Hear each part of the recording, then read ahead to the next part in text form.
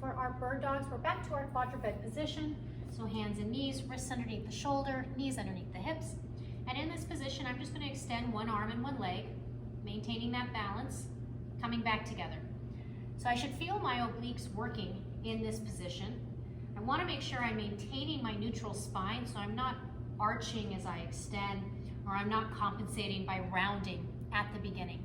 We can incorporate some belly breathing techniques with this as well. So I'll take my belly breath in, feel that balloon blow up all around my core.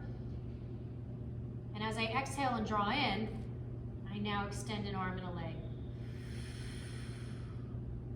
Inhale back together.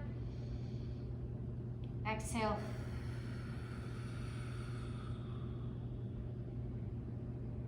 And return. And those are our bird dogs.